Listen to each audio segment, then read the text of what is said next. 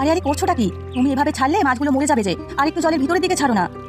আরে এখন কি পুকুরের মধ্যে সাঁতার কেটে কেটে মাছ ছাড়বো? আমি দেখতে পাচ্ছি এমনি ভিজে আছি, তার উপর ওনার বক ভালো লাগে না।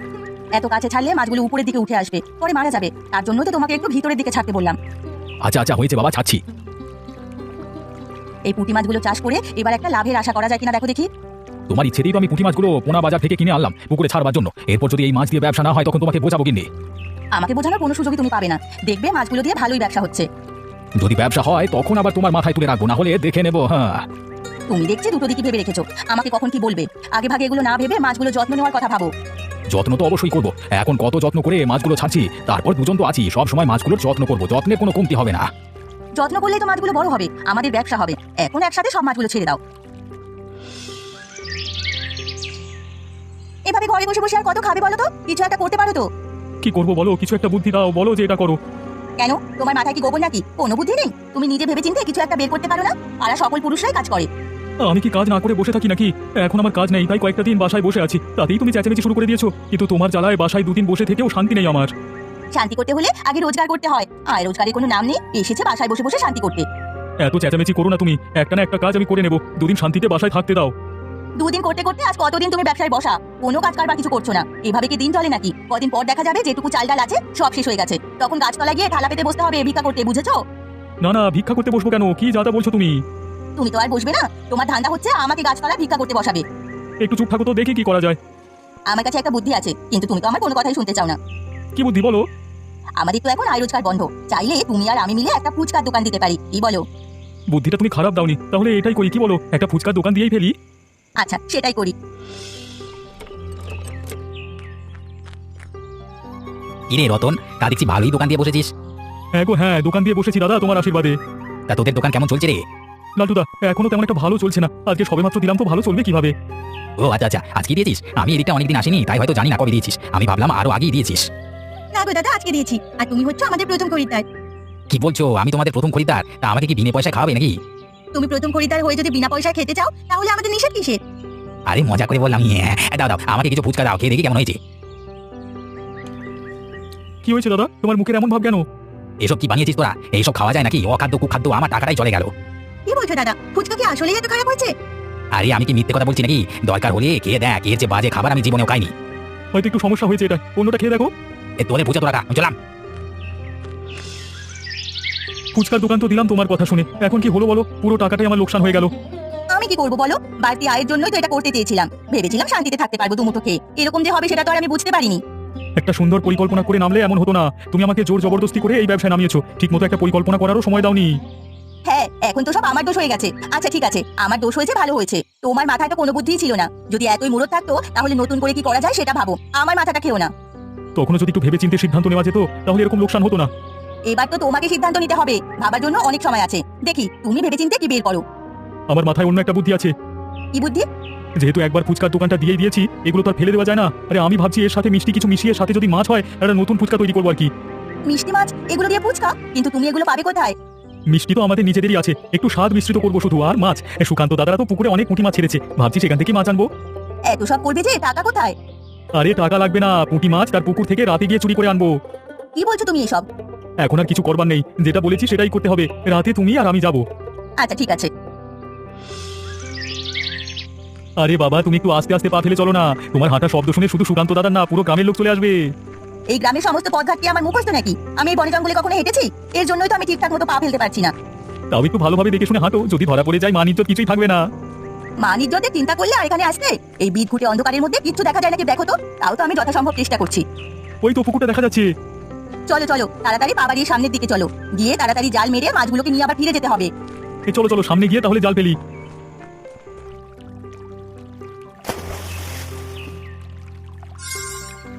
দেখেছো গিন্নি কত মাছ? সুকান্ত দাদার পুকুরে তো ভালোই মাছ আছে। তাহলে তো ভালোই হলো, অনেকদিন এখান থেকে মাছ ধরতে পারবো। হ্যাঁ হ্যাঁ, তা তুমি ঠিকই বলেছো গিন্নি, অনেকদিন মাছ কিনতে হবে না, এই মাছ দিয়ে চালিয়ে নিতে পারবো। হয়েছে হয়েছে, অনেক মাছ হয়েছে, আজ আর ধরতে হবে না। এবার এখান থেকে তাড়াতাড়ি চলো। হ্যাঁ হ্যাঁ গিন্নি, চলো চলো।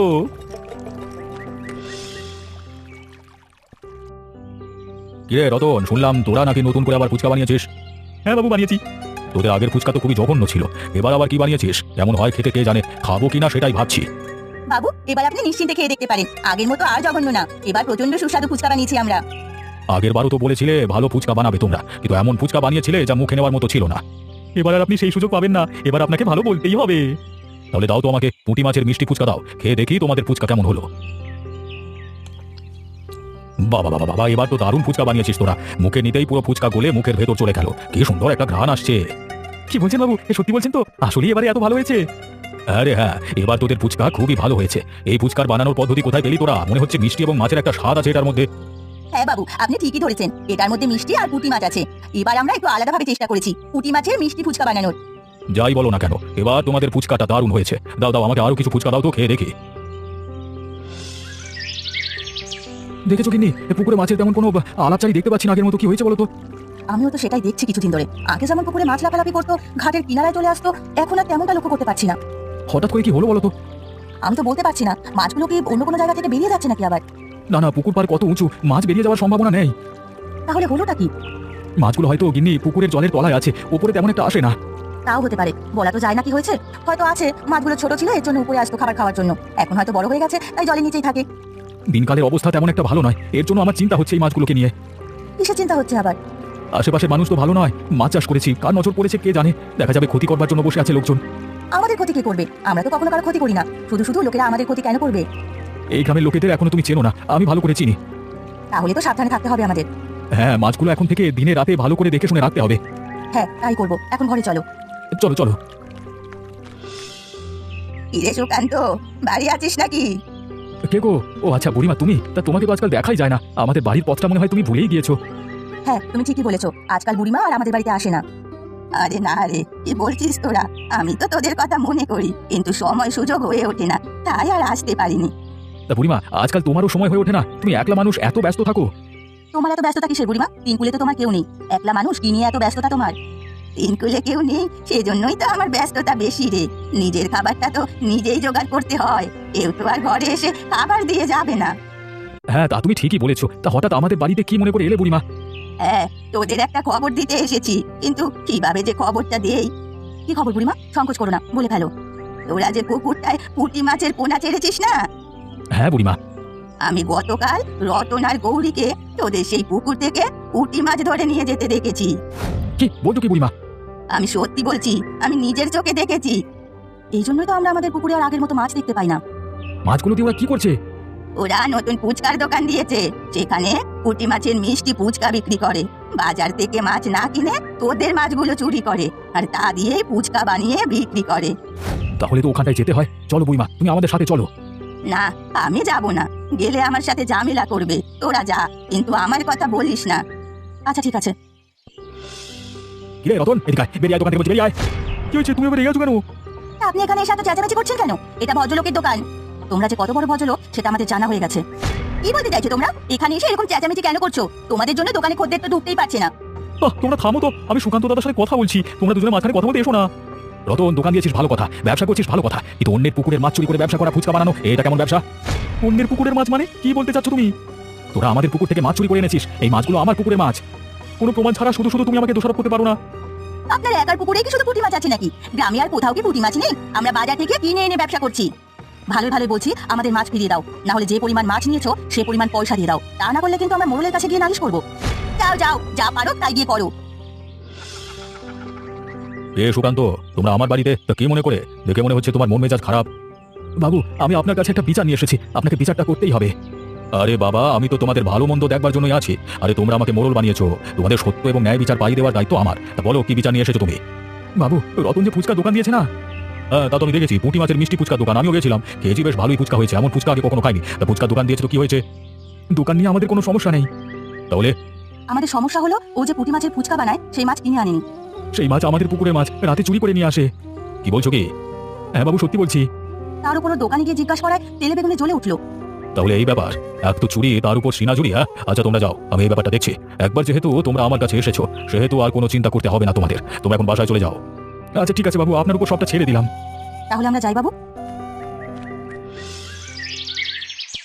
কিরে রতন, তোর ব্যবসা কেমন চলছে? হ্যাঁ বাবু, আপনাদের আশীর্বাদে ভালোই চলছে। তো পুঁটি মাছের মিষ্টি ফুচকার প্রেমে পড়ে গেছেন নাকি বাবু? চলে আসলেন যে। তোরা এত সুন্দর করে যে ফুচকা বানাস, প্রেমে না পড়ে কি আর উপায় আছে? আরে খেতে এসেছি, সাথে আরেকটি কাজেও এসেছি। তো কি কাজ বাবু? আজকে কিছুক্ষণ আগে সুকান্ত এবং রাধিকা গিয়েছিল আমার বাড়িতে তোদের নামে বিচার নিয়ে। বিচার দিল তোরা নাকি ওদের পুকুর থেকে পুঁটি মাছ চুরি করে নিয়ে আসিস, সেগুলো দিয়ে ফুচকা বানাস। সব মিথ্যে কথা বাবু, ওরা মিথ্যে বলেছে আপনার কাছে। ওরা যে সত্যি বলছে সেটা আমি ভালো করেই জানি। তুই ওদের বোকা বানাতে পারলেও আমাকে পারবি না। আমাকে ক্ষমা করে দিন বাবু, শাস্তি দেন না। আপনি যা বলবেন আমি তাই করবো। যা বলবো তাই করবি, তাহলে তোদেরকে শাস্তি না দিয়ে মাফ করে দিতে পারি। হ্যাঁ হ্যাঁ বাবু, আপনি যা বলবেন আমরা তাই করবো। দয়া করে আমাদের কোনো শাস্তি দেবেন না। তা তোদের ফুচকার ব্যবসা তো ভালোই চলছে, লাভ তো ভালোই করছিস নাকি? লাভ ভালোই হচ্ছে, মাছ কিনে আনছি না তো এই জন্য, বুঝতেই তো পারছেন। হ্যাঁ, আমি তো খুব ভালো করেই বুঝতে পারছি। তোরা ক্ষমা পেতে পারিস একটা উপায়ে। কি উপায় বাবু? যে পরিমাণ লাভ করি সে তার 3 ভাগের 1 ভাগ আমাকে দিতে হবে। আমরা রাজি বাবু, তবে একটা শর্ত আছে আমাদেরও। তোদের আবার কি শর্ত? আপনি যেহেতু ভাগ নেবেন সেহেতু মাছ ধরতে আমাদের সাথে আপনাকেও যেতে হবে। আচ্ছা ঠিক আছে। তাহলে আজকে রাতে প্রস্তুত থাকবেন, আমরা আজকে যাব। ঠিক আছে। কি হলো লালটু, তুই এত ছুটে আসছিস যে, হাঁপিয়ে গেলি যে? দাদা খবর নিয়ে আসলাম। কি খবর আবার নিয়ে আসলি? কি হয়েছে বল আমাকে। আমি মাত্র শুনে আসলাম হরিপদবাবু এবং রতনরা একসাথে বন্দি আছে। কিসের ফন্দি আবার? হরিপ্রসাদ বাবু ফোন দিয়ে আসছেন রতনদের সাথে? না না, তা তো হওয়ার কথা নয়। তিনি তো উল্টে রতনদের বিচার করবেন বলেছেন। লালটু কি বলছে আগে সেটা শোনো। হরিপ্রসাদ বাবু মোটেও সুবিধের লোক না। লালটু বল, কি হয়েছে সবটা খুলে বল। হরিপ্রসাদ বাবু রতনদের সাথে হাত মিলিয়েছে, তিনি ওদের কোনো বিচারই করবেন না, বিনিময়ে ওদের থেকে ফুচকা লাভের ভাগ চেয়েছেন। কি বলছিস কি তুই? আর কি কি বলেছেন? শুনেছি তারা সবাই মিলে আজকে রাতেও নাকি সুকান্ত দাদার পুকুর থেকে মাছ চুরি করবে। সবাই মানে? হরিপ্রসাদ বাবু, লালটু এবং গৌরী। হরিপ্রসাদ বাবু এই কাজ করবে ওদের সাথে? তোমরা এখনো হরিপ্রসাদ বাবুকে চেনো না। আমি ভালোভাবেই চিনি ওনাকে। এখন কি করবো আমরা তাহলে? কি করবো মানে? আমরা সবাই মিলে ওদের ধরে ফেলবো। আজকে রাতে আসুক না, সারা রাত সবাই মিলে পাহারা দেবো। আমিও থাকবো, সমস্যা নেই। আচ্ছা ঠিক আছে, রাতে সবাই সময় মতো চলে এসো, আমরা সবাই একসাথে থাকবো এবং পাহারা দেবো। আজ করে আসো, উচিত শিক্ষা দেবো ওদের। আসে কিনা কি জানি, কারো তো কোনো খোঁজ খবরই দেখছি না। আরে আরে একটু অপেক্ষা কর, ওরা চলে আসবে। মনে হচ্ছে কেউ এদিকে আসছে। সবাই লুকিয়ে থাকো, এসে আগে পুকুরে নামুক না। এই হরিপ্রসাদ বাবু, আপনি এখানে কি করছেন? আরে কি করছে বুঝতে পারছো না? বাবু মনে হয় রতনদের বিচার করার জন্য পুকুর পাড়ে এসেছেন। একি তোমরা এখানে? পুকুর আমাদের, ঘাট আমাদের, এখনো কি আপনারা থাকবেন? কি কি মাছ পেয়েছিস রতন? রতনদা, আমি আসবো নাকি সাহায্য করবার জন্য তোমাকে? একটাও যেন পালাতে না পারে, সব কটাকে ধরে ফেল। আমি আর কিছু জানি না, যা করার এই রতন করেছে, তোমরা আমাকে যেতে দাও। হরিপ্রসাদ বাবু আমাদের বাঁচান, আপনি আমাদের ছেড়ে পালিয়ে যাবেন না। পালিয়ে গেলে আপনি আপনার ভাগ পাবেন না। চুপ থাক, তোদের ভাগের দরকার নেই আমার। আপনার ভাগের দরকার এখন নাই থাকতে পারে, কিন্তু আমাদের তো আপনার কাছে দরকার আছে। আপনাকে তো যেতে দেব না। মাছ চুরি করতে সাহায্য করেছেন আপনি, আপনার তো শাস্তি হবেই, সাথে ওদেরও হবে। আমাকে ক্ষমা করে দাও। আমাদেরও ক্ষমা করে দাও, ভুল করেছি। আমরা আর কখনো এরকম করবো না দাদা, মাফ করে দাও। এদের কোনো ক্ষমা নেই, এদের কি শাস্তি হবে সবাই মিলে বলো। এই রতনরা, তোমরা সকল মাছের দাম দিয়ে দেবে, সাথে গ্রামের সবাইকে বিনামূল্যে একদিন পুঁটি মাছের মিষ্টি ফুচকা খাওয়াবে। আর হরিপ্রসাদ বাবুর? হরিপ্রসাদ বাবু যেহেতু সাহায্য করেছেন, তাই তিনি 1 সপ্তাহ সুকান্তদের মাছের পুকুরে কাজ করবেন। আমাদের ক্ষমা করে দিলে হয় না এবারের মতো? আপনাদের ক্ষমা নেই, আপনাদের তুলনামূলক কমই শাস্তি দেওয়া হয়েছে। বুড়িমা, তুমি একদম উপযুক্ত শাস্তি দিয়েছো, আমি এমনটাই চেয়েছিলাম। তো হ্যালো গাইস, আসসালামু আলাইকুম। আবারও ভিডিও পেতে চ্যানেলটি সাবস্ক্রাইব করে পাশে থাকা বেল আইকনটি বাজিয়ে এখন নতুন নতুন পর্ব এবং নতুন নতুন ভিডিও পেতে চ্যানেলটি এখনই সাবস্ক্রাইব করে পাশে থাকা বেল আইকনটি বাজিয়ে রাখবেন। আপনাদের কাছে যে বিষয়টি নিয়ে প্রতিনিয়ত কথা বলতে অনেকের আমাদের বলতে প্রতিনিয়ত রেগুলার কাস্টমার বলতে গেলেই চলে, তারা এটা বিরক্ত ফিল করে। তো যাই হোক, বিরক্ত ফিল করলেও কিছু করার নাই। নতুন নতুন কাস্টমার কিন্তু বাজারে আসে বা নতুন নতুন কাস্টমার কিন্তু দোকানে আসে। তো তাদের জন্য এই পণ্যটা আছে, এটা তাদেরকে জানানো উচিত। তো কি সেই পণ্য? মনে করেন একটা গল্প আপনাদের কাছে আছে, আপনার নিজের কাছে ভালো লাগে, ওই গল্পটা যদি একটা কার্টুনে রূপান্তরিত করা যেত তাহলে কেমন হতো? তাহলে অবশ্যই ভালো হতো, আপনার নিজেদের ইচ্ছাটা প্রকাশ হতো। তো যাই হোক, যদি আপনাদের এমন কোনো গল্প থেকে থাকে, ভিডিওটির একটা লাইক করে চ্যানেলটি সাবস্ক্রাইব করে কমেন্ট বক্সে গল্পটি পোস্ট করে দিয়ে চলে যাবেন, আশা করা যায়। তাহলে হয়তোবা গল্পটা যদি ভালো হয়, আশা করি আপনার দেওয়া গল্পটিই হতে পারে আপনার কার্টুন দেখার ভিডিও। তো যাই হোক, শুধু একটা পোস্ট করলেই হতে পারে। তো এখনই করুন আর পাশেই থাকবেন।